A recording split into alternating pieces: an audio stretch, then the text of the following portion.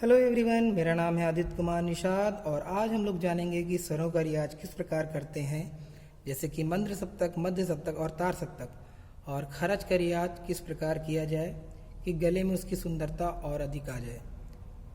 और क्या समय है इन रियाज करने का, जैसे कि मंद्र सप्तक का रियाज हम लोग करते हैं सुबह के समय और मध्य सप्तक का रियाज करते हैं हम लोग सुबह के 11-12 बजे के लगभग, जब आपका गला पूरी तरह से खुल चुका होता है।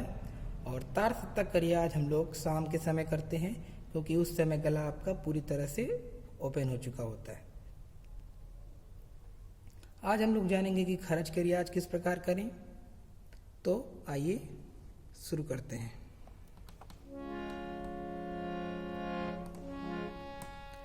यहाँ पर हमने लिया है पुरुषों का स्केल सी शार्प,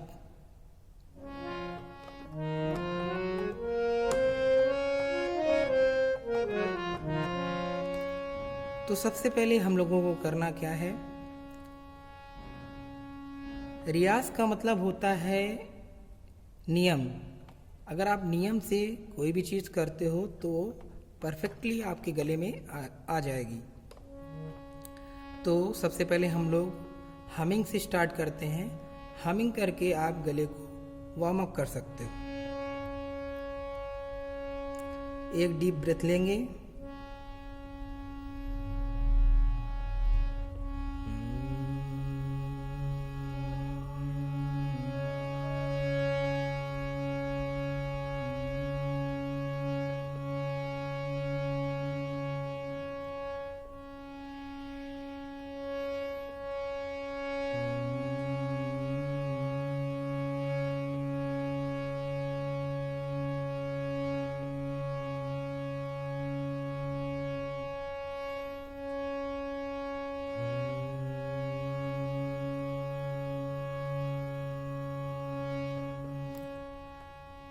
आकार का रियाज हम पहले ही बता चुके हैं आप लोगों को कि किस प्रकार से करना है, आपको गले को कैसे खोलना है सुबह।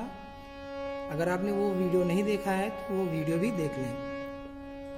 सबसे पहले हम लोगों को गला खोलने के लिए मंद्र सप्तक की ओर जाना पड़ेगा।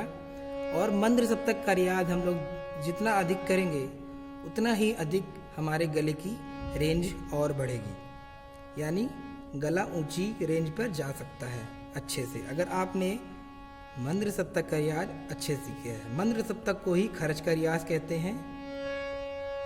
खरज बेसिकली होता है सा, इसको हम लोग सड़ज भी बोलते हैं। और इसका रियाज किस प्रकार करते हैं कि पीछे के स्वरों यानी मंद्र सप्तक के स्वरों या आगे के स्वरों को लेकर उसी को बेस बनाकर, सा को बेस बनाकर यानी सड़ज को बेस बनाकर आपको रियाज करना होता है। जैसे कि ये हमारा बेस नोट हो गया सी शार्प। अब इसको ही बोलेंगे सड़ज का रियाज, तो इसको किस प्रकार से करना है, सा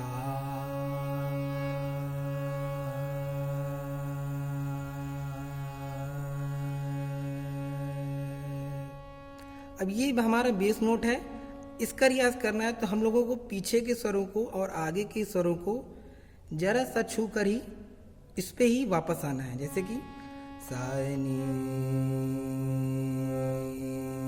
फिर से सा,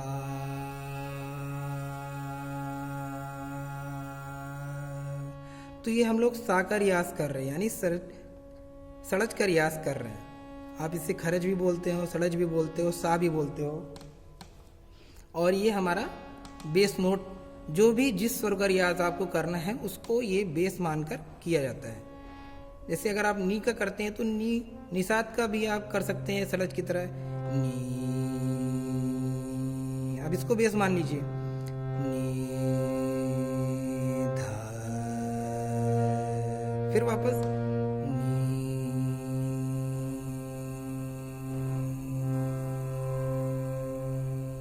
तो हमने अब यहाँ पर निषाद को ही बेस मान लिया है और पीछे के स्वरों को टच किया है बस, और उसके बाद नी का ही स्वराभ्यास देर तक किया है। नी सा नी धा नी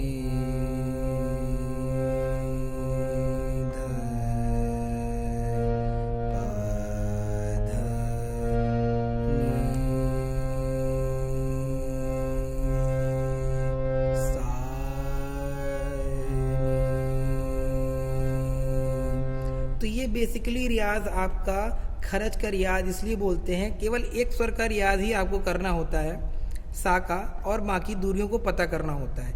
इससे ये पूरा अंदाज़ा लग जाता है कि कौन सा स्वर कहाँ पर स्थित है।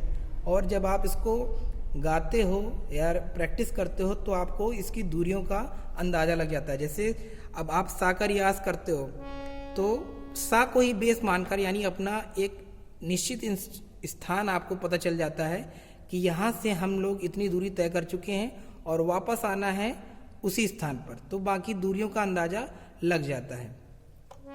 जैसे कि सा नी ध नी सा, तो यहाँ पर दो स्वरों का रियाज हो गया कि उसकी दूरियां कहाँ हैं सा से।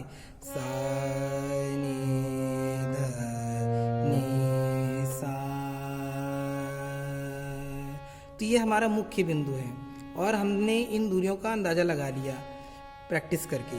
सा नी ध नी सा।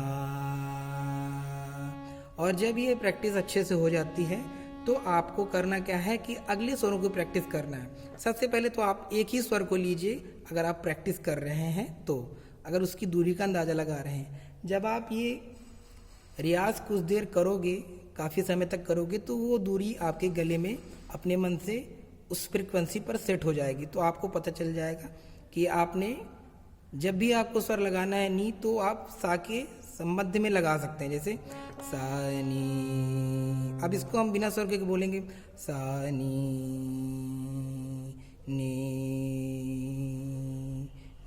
सा।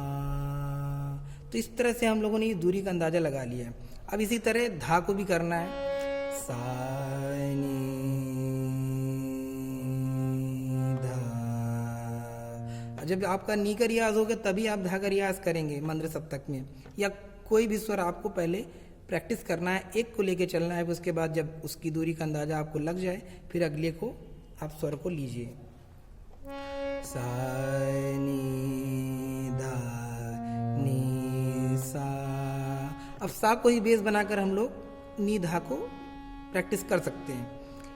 तो इसका प्रयास आपको काफ़ी दिनों तक करना है, तब आपको ये चीज़ आएगी गले में। अब आप सा का रियाज ही करें, जैसे सा, अब नी धा लगाना है। सा नी धा नी सा। तो यहाँ पर हमें दूरियों का पता चल चुका है, इसलिए हमने नी और धा सा के संबंध में ही लगा दिया। यानी सा की प्रैक्टिस करते हुए भी नी धा के हमको दूरियां पता है, तो हमने नी, निषाद और धैवत का प्रयोग कर लिया। अब वही स्वर बजेगा सा नी धा नी सा। अब स्वर बजाएंगे वही चीज, सा नी धा नी सा। तो इस प्रकार से अगर आप मंद्र सप्तक का रियाज करेंगे तो ये आपकी दूरियां मंद्र सप्तक की बराबर से आपके गले में आ जाएंगी। इसी को बोलते हैं खरज का रियाज। यानी हर स्वर का आपको प्रयोग करना है सा को बेस मानकर। अगर आपने सा को बेस माना, ये आपकी मुख्य बिंदु है, आपने इन दूरियों का पता लगाया कि ये सा से कितनी दूरियों पर है मंद्र सप्तक में। इसी प्रकार तार सप्तक में भी, यानी कि मध्य सप्तक में भी प्रैक्टिस करते हैं, उसी प्रकार तार सप्तक में भी प्रैक्टिस करते हैं एक एक स्वरों का, जिससे कि हमें दूरियों का अंदाजा लग जाता है। और स्वरों के क्रम को आप बदल भी सकते हैं, जैसे कि सा ध नी सा नी ध नी सा। इस प्रकार से अगर आप बदल बदल के करेंगे तो आपको और अच्छे से उन दूरियों का अंदाजा लग जाएगा। अब हम लोग पातक भी जाते हैं इसी तरह। यही स्वर का रियाज आपका मंद्र सप्तक का रियाज कहलाता है, जिसका रियाज हम लोगों को मॉर्निंग में करना होता है, क्योंकि मॉर्निंग में हमारा गला जो होता है पूरी तरह से खुला नहीं होता और बेस नोट अच्छे से हमारे गले में आता है, ताकि अगर आप सुबह इन चीज़ों का रियाज करेंगे तो आपके गले में अच्छा बेस होता है और अच्छा बेस का रियाज आपका हो सकता है। आप ऊंचे स्वरों पे सुबह जल्दी नहीं जा सकते, नहीं, अगर आप सुबह इन चीज़ों का रियाज करते हैं तार सप्तक का, तो आपके गले में खराबी आने के चांसेस ज़्यादा रहते हैं, क्योंकि गला एक बहुत ही डेलिकेट चीज़ होती है। तो अगर आप संगीत के विद्यार्थी हैं तो आपको रूल के हिसाब से ही गला खोलना होता है। यानी सुबह के समय आपको मंद्र सप्तक का, फिर उसके बाद 10 बजे 11 बजे के बाद आप मध्य सप्तक का रियाज आप कर सकते हैं। सुबह आप 5 तक जा सकते हैं मॉर्निंग में, अगर आपका गला जा रहा है तो। उसके बाद धीरे धीरे आप मध्य सप्तक या तार सप्तक के साथ तक फिर पहुँचेंगे दोपहर तक। उसके बाद शाम को आप तार सप्तक का रियाज पूरा कर सकते हैं आगे के स्वरों का। तो ये बेसिकली एक रियाज का तरीका होता है कि सुबह आप मंद्र सप्तक का रियाज किस प्रकार से करेंगे, ताकि आपके गले में मंद्र सप्तक के स्वर यानी षड्ज के स्वरों का अभ्यास हो जाए। उसी तरह सा को बेस मान के स्वरों का अभ्यास करते हैं।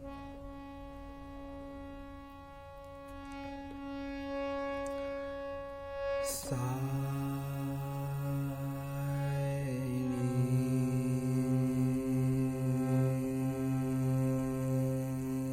अब ये मंद्र सप्तक का रियाज है। मैंने आपको बताया षड्ज के रियाज किस प्रकार करते हैं, यानी आप स्वरों को, पीछे वाले स्वरों को हल्का सा प्रयोग करके सा का अभ्यास ज़्यादा करेंगे तो आपको दूरियों का अंदाज़ा लग जाएगा। यानी आप बेस नोट पर ज़्यादा देर तक हैं, उसके बाद आपने थोड़ी दूरी का अंदाज़ा लगाया, फिर उससे दूरी का, फिर उससे दूरी का, इसी प्रकार पूरा षड्ज का रियाज करते हैं। एक बार मैं आपको फिर से बता देता हूँ पूरा, फिर उसके बाद बताता हूँ आपको मंद्र सप्तक का रियाज।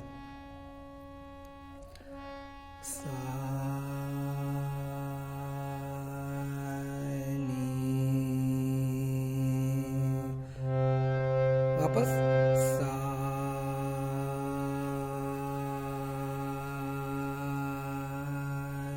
अब धा तक सा नी धा नी सा। इस प्रकार हमने देखा कि हमने सा को अधिक प्रयोग किया और नी और धा को कम प्रयोग करके वापस सा पे आ गए, ताकि वो मेन दूरी हमारी बरकरार रहे। और उनसे दूरियों का अंदाज़ा लगा दिया कि पहले हम इतनी कम दूरी पर गए, उसके बाद उससे ज़्यादा दूरी पर। अब इसके बाद आगे चलते हैं, पा की दूरी का अंदाज़ा भी लगाते हैं। सा नी धा पा धा नी सा। तो बेसिकली हम लोग सा से ही सा का रियाज ही कर रहे हैं और बस यहाँ से दूरियों का अंदाज़ा लगा रहे हैं कि इन स्वरों पर जब जाना है तो किस प्रकार से जाएं। सा नी धा पा। अब सा का ही प्रयोग करके यहाँ तक पा तक आप जा सकते हैं, जैसे सा नी धा पा। देखा? तो इसी प्रकार आप सारी दूरियों का अंदाजा लगाएंगे।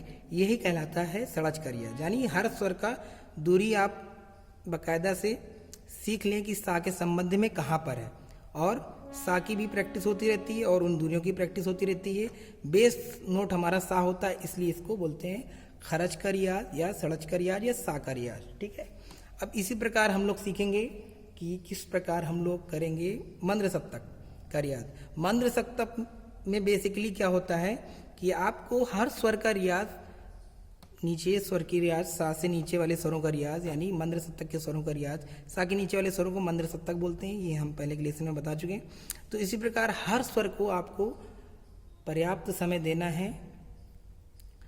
जैसे कि सा के बाद सा का रियाज करते हैं, उसके बाद हर स्वर को आपको बताते हैं कैसे मंद्र सप्तक का रियाज होगा। सा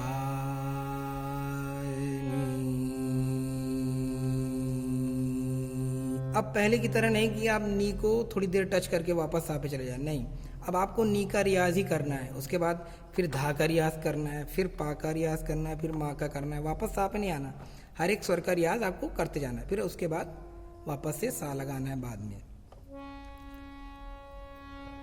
यही कहलाता है मंद्र सप्तक का रियाज। जैसे कि देखिए सा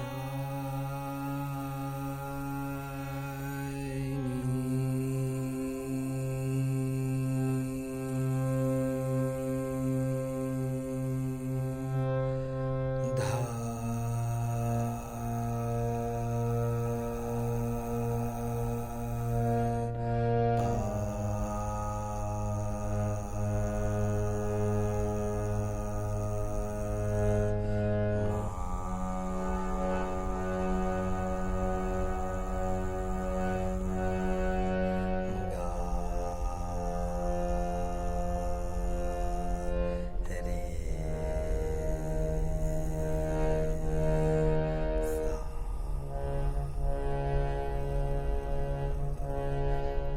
तो जब आप नीचे के स्वरों में जाएंगे आपका गला खुलता जाएगा। तो इस प्रकार से आपको हर समय हर स्वर को कम से कम 10 मिनट का समय देना है, तब आपका ये मंद्र सप्तक का रियाज अच्छे से होगा। और ये आपको अभ्यास नियमित करना है ताकि आपके गले में अच्छे से बेस नोट्स खुल जाएं और आप बेस नोटों का जब गाते समय उपयोग करें तो वो भी अच्छे से लगे। और बेस नोट अगर आपके खुल गए यानी आपका गला खुल गया। आपका गला खुल जाता है तो आप तार सप्तक में भी अच्छा कर सकते हो, यानी ऊंचे के स्वर भी आप अच्छे से लगा सकते हो। लोगों की प्रॉब्लम यही होती है कि वो ऊंचे स्वरों को नहीं लगा पाते अच्छे से, तो उनका प्रॉब्लम यही होती है कि आप नीचे के स्वरों का अभ्यास अच्छे से नहीं करते, इस वजह से आप नहीं कर सकते ऊंचे स्वरों का प्रयोग। इसी प्रकार आपको हर स्वर को 10 मिनट देना है, जैसे कि मैंने बताया। जैसे कि इसको 10 मिनट देना है, सा,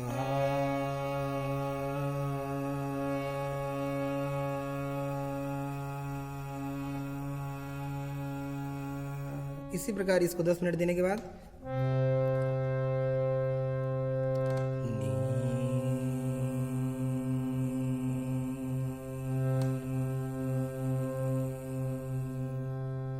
सांस भर के, हर बार आपको पूरी तरह से ब्रेथ लेनी है, उसके बाद ही करना है। अच्छे से सांस भरेंगे तभी आपकी आवाज़ गले से ना निकलकर नाभि से निकलेगी, यानी पेट से निकलेगी और अच्छे से निकलेगी। आपको गले में प्रॉब्लम भी नहीं होगी अगर आप अच्छे से सांस लेकर गाते हैं तो, क्योंकि आपके पास पर्याप्त सांस होगी और पर्याप्त आप शब्दों का और गाने का प्रयोग कर सकते हैं। नी के बाद उसी तरह धा का, धा, पा, मा, ग, रे, सा। तो इस प्रकार आपको हर एक स्वर को पर्याप्त समय देना है, यानी कि कम से कम आप 10-10 मिनट देंगे, सुबह रियाज करेंगे तो आपको इसका फ़र्क बहुत ही जल्दी पता चलने लगेगा कि आप ऊंचे स्वरों का रियाज बड़े अच्छे से कर लेते हैं। अब आइए जानते हैं, जैसे कि मध्य सप्तक, ये मंद्र सप्तक है, सा से नीचे यहाँ, और बीच का जो है मध्य सप्तक है और आगे का तार सप्तक है। तो यहाँ पर ये मध्य सप्तक में हमने सा का प्रयोग किया। अब आगे के सप्तक से भी जान सकते हैं कि सड़च कैसे लगता है, सा रे सा। इसी तरह जैसे हमने मंद्र सप्तक में आपको बताया था, सा नी सा, सा नी सा, सा नी द नी सा। तो ये हमने सड़च का रियाज, ये सड़च के रियाज का मतलब प्रैक्टिस है। आगे तार सप्तक मध्य सप्तक से भी इसी तरह कर सकते हैं, सा रे रे सा। किसी बेस नोट को प्रैक्टिस करना है और आगे मध्य सप्तक का स्वरों की दूरी को पता लगाना है कि वो कहाँ पर है बेस नोट को लेते हुए। इसलिए संगीत में सा और पा स्वर अचल है, यानी सा, पा और ये तार सप्तक का सा, ये अचल इसलिए है ताकि आप बीच की दूरियों का अंदाज़ा लगा सकें। आपको पहले की दूरी स्टार्टिंग पॉइंट पता है, फिर मिड पॉइंट पता है, फिर उसके बाद लास्ट का पॉइंट पता है, तभी आप इन बीच की दूरियों का अंदाज़ा अच्छे से लगा सकते हैं आसानी से। इसीलिए सा और पा स्वर को अचल माना गया है संगीत में, यानी स्टार्टिंग पॉइंट और मिड पॉइंट अचल हैं और उसके बाद फिर से ता आ जाता है, यानी रिपीटेशन में ये चलता है, तो आप इन बीच की दूरियों का अंदाज़ा लगा सकते हैं। अब आइए करते हैं मध्य सप्तक का रियाज। मध्य सप्तक का रियाज आपको दोपहर के समय करना है, यानी 10-11 बजे के बाद आप इसका प्रयास कर सकते हैं। जहाँ तक आपके स्वर जाए आसानी से वहाँ तक ही करें आप। उसके बाद जब गला खुल जाए, अगर आप मध्य सप्तक का रियाज डेली करते हैं तो आपका गला जायज़ है कि खुल जाएगा। मध्य सप्तक का रियाज आपको दोपहर को करना है। जैसे दोपहर के समय भी इनको भी बराबर से उसी तरह टाइम देना है, 10-10 मिनट। सा रे गा मा पा धा नी सा, सा नी दा पा मा ग रे सा। जैसा कि मैंने आपको यहाँ पर बताया कि मध्य सप्तक का रियाज किस प्रकार से आप करते हैं, तो आपको पूरा नहीं करना है, जहाँ तक आपका गला अलाउ करे वहाँ तक ही आपको पहले करना है। उसके बाद धीरे धीरे आपको इसकी प्रैक्टिस आगे बढ़ानी है। अगर आपका गला पा तक जा रहा है तो आप पा तक ही रियाज करो, उसके बाद फिर धा तक की कोशिश करना बाद में रियाज थोड़ी देर करने के बाद, और इनको बहला फुसला के अगर आप ले जाएंगे तो आप आसानी से तार सप्तक के साथ तक यहाँ तक जा सकते हैं। ठीक है, जैसे कि मैं आपको बताता हूँ कि कैसे इसको बहलाना फुसलाना है। इसको पता नहीं चलना चाहिए कि आपने तार सप्तक के साथ तक इसका प्रयोग कर लिया है। चुपके से कोई काम करना, उसी तरह इसमें भी कोशिश करनी है कि आपका गला ऊंचे स्वर तक पहुंच जाए और पता भी नहीं चले कि आपका गला वहां तक पहुंच गया है। उसके लिए क्या करना होता है, सा से स्टार्ट करेंगे, सा। मध्य सप्तक वो होता है जिसमें हम लोग आम तौर पर बातचीत करते हैं, तो बेसिकली सबका पा तक तो चला ही जाएगा, नॉर्मली है ये। जो भी संगीत सीखते हैं उन और जो सीखना चाहते हैं वो धीरे धीरे प्रैक्टिस करके मेरे पिछले लेसन देख सकते हैं। तो यहाँ पर हमने सा का रियाज किया, सा सा रे गा तक आए। अब हमको लग रहा है माँ नहीं लग पाएगा, तो हमने फिर से वापस लिया इसको, गा रे सा रे गा माँ। अब देखिए माँ हमने लगा दिया, घुमा फिरा के माँ लगा दिया। इसी तरह आपको पा का भी प्रयोग करना है, सारे। इसमें कोई जल्दीबाजी नहीं है कि आपने तुरंत लगाया। जब आपका गला अलाउ करे घुमा फिरा के, तब आप वहां तक स्वरों तक जाएं। सारे गा मा गा रे गा मा गा मा गा रे गा मा गा मा पा। इस तरह से आपको घुमा फिरा के स्वरों को लगाना है बहला फुसला के, ताकि उनको भी ये भी न लगे कि गले में कुछ एफर्ट लग रहा है। और जब आप अच्छे से स्वरों का रियाज करेंगे तो ये स्वर अपने मन से आगे के लगते चले जाएंगे बहुत अच्छी तरीके से। सा रे गा मा गा रे गा मा पा मा गा मा पा धा पा